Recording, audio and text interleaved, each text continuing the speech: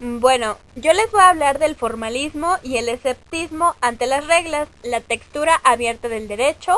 Este es mi tema y comenzaré con hablar sobre el principal instrumento de control social. Bueno, comenzaré por mencionarles al principal instrumento de control social.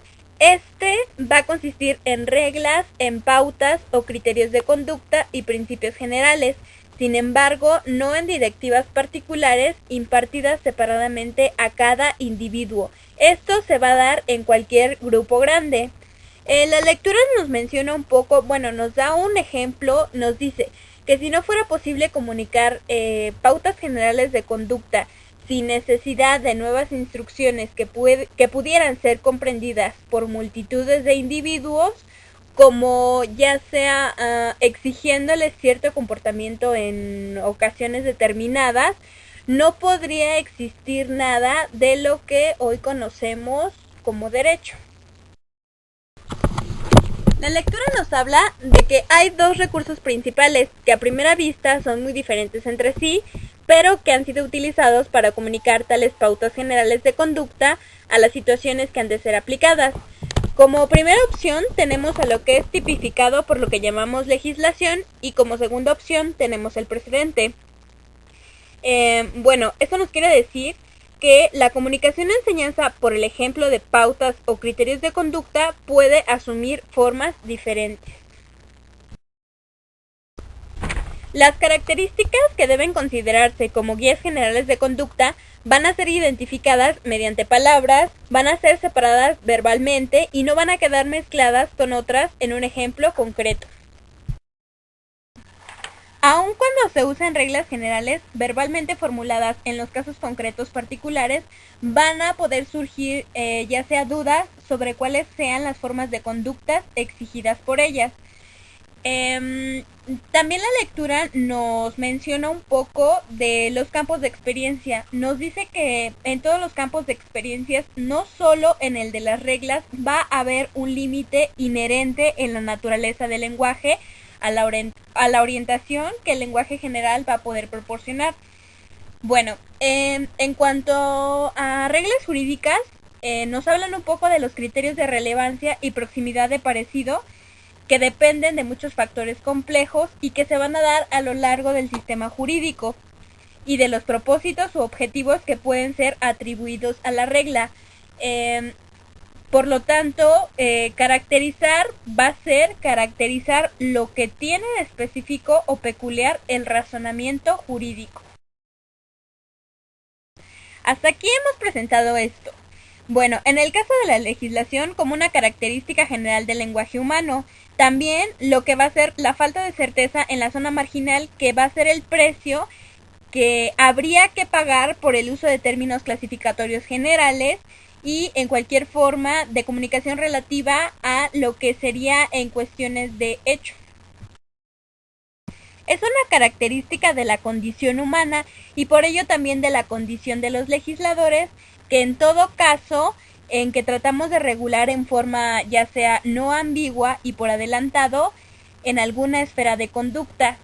Esto va a ser ya sea por medio de criterios, de pautas generales y también para ser utilizados en nuevas directivas oficiales en ocasiones particulares.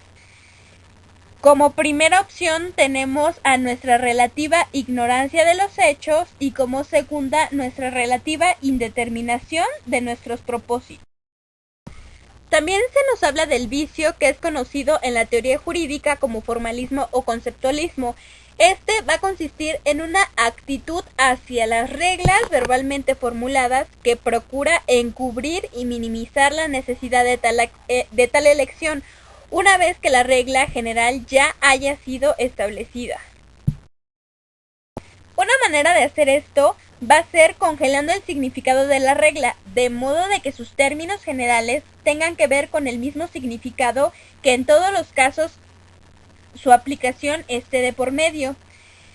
Bueno, de hecho, todos los sistemas de maneras diferentes van a conciliar dos necesidades sociales.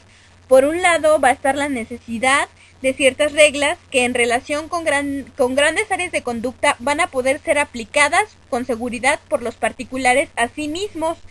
sin nueva guía oficial o de cuestiones sociales. Y por otro lado va a estar la necesidad de dejar abiertas para su solución mediante ya sea una elección oficial informada en cuestiones que solo van a poder ser adecuadamente apreciadas y resueltas cuando se presenta ya sea un caso concreto.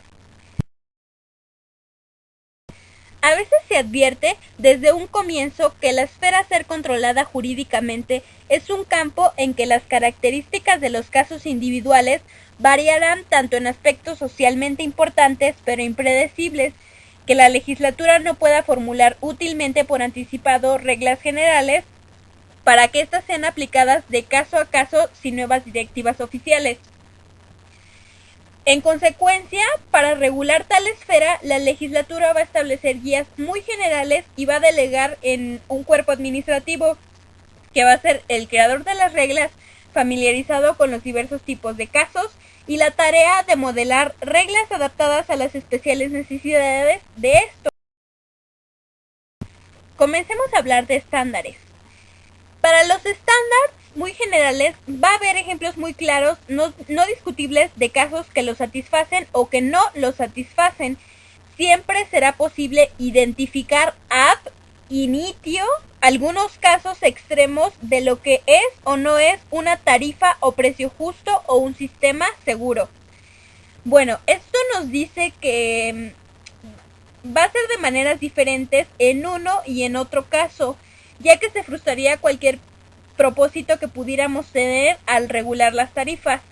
Las combinaciones anticipables de factores relevantes son pocas y esto da una relativa indeterminación a nuestro propósito inicial de lograr una tarifa justa o un sistema seguro, que va a imponer pues la necesidad de una nueva decisión oficial.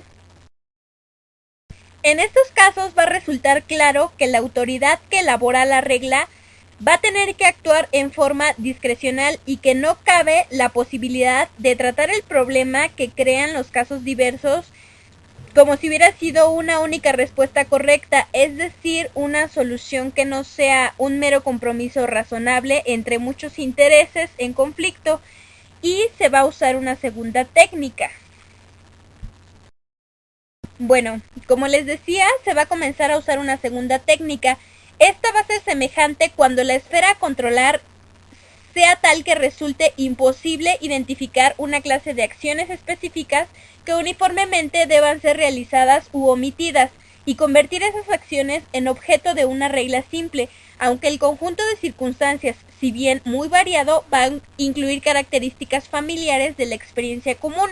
Aquí los juicios comunes sobre lo que es razonable pueden ser utilizados en el derecho. Bueno, como bien les decía, esta técnica va a dejar a los individuos ya sea sujeta a la corrección por un tribunal, la tarea de valorar las pretensiones sociales que van a surgir en formas diversas no anticipables y de obtener un razonable equilibrio entre ellas. Bueno, la consideración de estas técnicas va a poner de relieve las características de aquellas amplias áreas de conducta que son satisfactoriamente controladas en lo que les decía anteriormente ab initio, no mediante un estándar variable, sino mediante lo que son las reglas que van a exigir acciones específicas y que solo se van a presentar en una periferia de textura abierta. Es importante advertir que el estatus dominante de alguna acción, suceso o estados de cosas fácilmente identificables puedan ser en cierto sentido convencional o artificial y no deberse a la importancia natural o intrínseca que tiene para nosotros como seres humanos. Bueno, esto nos quiere decir que no importa qué dirección o mano prescribe para el tránsito la ordenanza respectiva, ni dentro de ciertos límites, lo que importa o qué formalidades se exijan para transferir ya sea a una propiedad. Lo que importa mucho es que exista un procedimiento fácilmente que nos permita identificar y que sea uniforme, y que por virtud de esto esté claramente deslindado de lo que se está bien y lo que se está mal en estas cuestiones.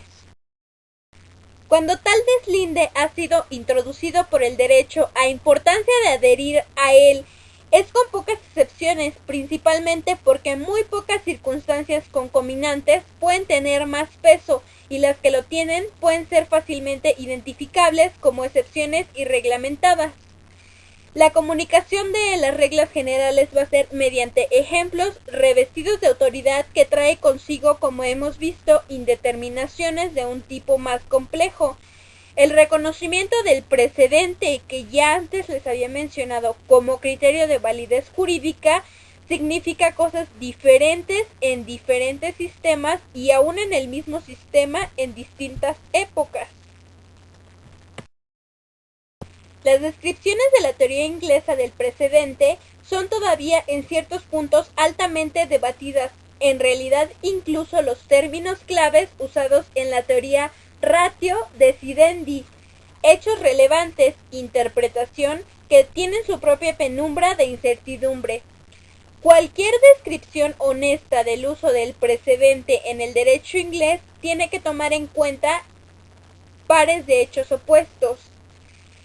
Bueno, no va a haber ningún método que sea único para determinar la regla respecto de la cual es una autoridad de un determinado precedente al que se reconoce como autoridad. En segundo lugar, ninguna formulación de una regla que tiene que ser extraída de los casos va a poder pretender ser la única correcta. Cuando el impacto de un precedente sobre un caso posterior está en disputa, existe a menudo un acuerdo general en el sentido de que una determinada formulación sea adecuada. En tercer lugar, cualquiera sea el estatus de una autoridad que una regla extraída del precedente pueda tener, va a poder ser compatible con el ejercicio por los tribunales que están limitados por ella, de los dos tipos siguientes de actividad creadora o legislativa. Esto nos dice que hacer esto en ampliar la regla de la aplicación del sistema inglés del precedente ha producido un cuerpo de reglas y un gran número de las cuales, tanto ya sea de mayor importancia como de menor importancia, son tan determinadas como cualquier regla contenida en la ley. Es como, por ejemplo, ahora solo pueden ser modificadas por ley, como los jueces mismos lo darán a menudo en aquellos casos cuyos méritos parecieran contradecir las exigencias de los precedentes establecidos. Ya para finalizar, mencionaré la textura abierta del derecho. Significa que hay, por cierto, áreas de conducta donde mucho debe dejarse para que sea desarrollado por los tribunales o por los funcionarios que procuran hallar un compromiso a la luz de las circunstancias entre los intereses en conflicto, cuyo peso varía de caso a caso.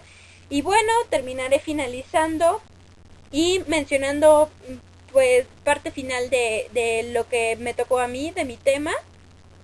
Y termino con esto.